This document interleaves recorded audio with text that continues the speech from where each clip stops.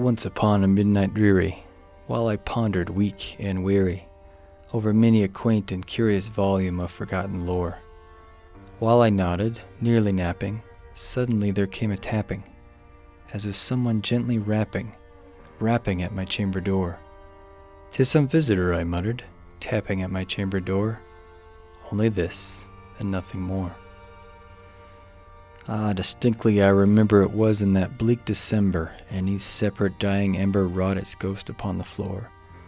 Eagerly I wished the morrow, vainly I had sought to borrow from my books surcease of sorrow, sorrow for the lost Lenore, for the rare and radiant maiden whom the angels named Lenore, nameless here forevermore. And the silken, sad, uncertain rustling of each purple curtain thrilled me, filled me with fantastic terrors never felt before, so that now, to still the beating of my heart, I stood repeating, "'Tis some visitor entreating entrance at my chamber door, some late visitor entreating entrance at my chamber door. This it is, and nothing more." Presently my soul grew stronger, hesitating then no longer. "Sir," said I, "or madam, truly your forgiveness I implore. But the fact is I was napping, and so gently you came rapping, and so faintly you came tapping at my chamber door, that I scarce was sure I heard you."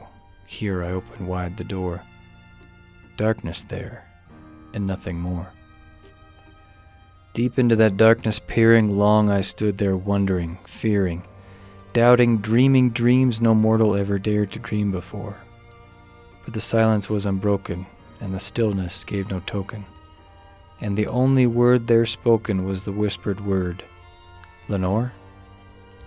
This I whispered, and an echo murmured back the word, "Lenore." Merely this, and nothing more. Back into the chamber turning, all my soul within me burning, soon again I heard a tapping somewhat louder than before. "Surely," said I, "surely that is something at my window lattice. Let me see, then, what thereat is, and this mystery explore.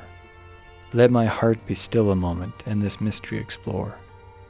'Tis the wind, and nothing more."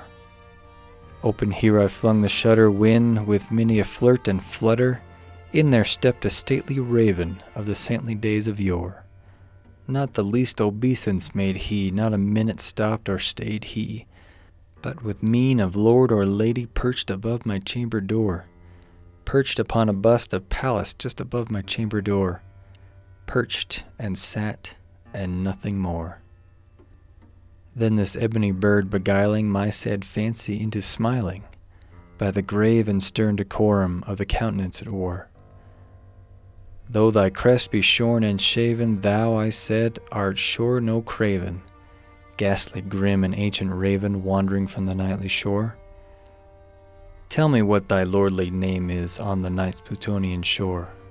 Quoth the raven, "Nevermore." Much I marveled this ungainly fowl to hear discourse so plainly, though its answer little meaning, little relevancy bore. For we cannot help agreeing that no living human being ever yet was blessed with seeing bird upon his chamber door, bird or beast upon the sculptured bust above his chamber door, with such a name as Nevermore. But the raven, sitting lonely on that placid bust, spoke only that one word, as if his soul in that one word he did outpour. Nothing farther than he uttered, not a feather than he fluttered, till I scarcely more than muttered, "Other friends have flown before. On the morrow he will leave me, as my hopes have flown before." Then the bird said, "Nevermore." Startled at the stillness broken by reply so aptly spoken, "Doubtless," said I, "what it utters is its only stock and store, caught from some unhappy master whom unmerciful disaster followed fast and followed faster, till his songs one burden bore, till the dirges of his hope that melancholy burden bore, of never, nevermore." But the raven still beguiling all my fancy into smiling, straight I wheeled a cushioned seat in front of bird and bust and door. Then upon the velvet sinking, I betook myself to linking, fancy unto fancy, thinking what this ominous bird of yore, what this grim, ungainly, ghastly, gaunt, and ominous bird of yore, meant in croaking, nevermore. This I sat engaged in guessing, but no syllable expressing to the fowl whose fiery eyes now burned into my bosom's core. This and more I sat divining, with my head at ease reclining on the cushion's velvet lining that the lamplight gloated o'er, but whose velvet violet lining with the lamplight gloated o'er she shall press, nevermore. Then methought the air grew denser, perfumed from an unseen censer, swung by seraphim whose footfalls tinkled on the tufted floor. Wretch, I cried, thy God hath lent thee, by these angels he has sent thee, respite, respite and nepenthe from thy memories of Lenore. Quaff, oh quaff this kind nepenthe, and forget this lost Lenore. Quoth the raven, nevermore. Prophet, said I, thing of evil, prophet still if bird or devil, whether tempter sent or whether tempest tossed thee here ashore, desolate yet all undaunted, on this desert land enchanted, on this home by horror haunted, tell me truly I implore, is there balm in Gilead? Tell me I implore. Quoth the raven, nevermore.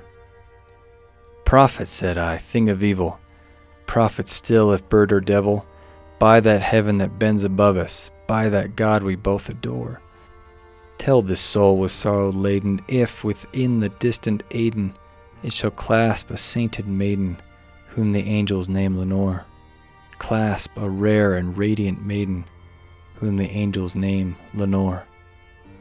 Quoth the raven, nevermore.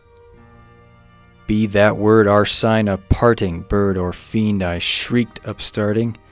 Get thee back into the tempest and the night's Plutonian shore. Leave no black plume as a token of that lie thy soul has spoken. Leave my loneliness unbroken. Quit the bust above my door. Take thy beak from out my heart, and take thy form from off my door. Quoth the raven, nevermore. And the raven, never flitting, still is sitting on the pallid bust of Pallas just above my chamber door, and his eyes have all the seeming of a demon's that is dreaming, and the lamplight o'er him streaming throws his shadow on the floor, and my soul from out that shadow that lies floating on the floor shall be lifted nevermore.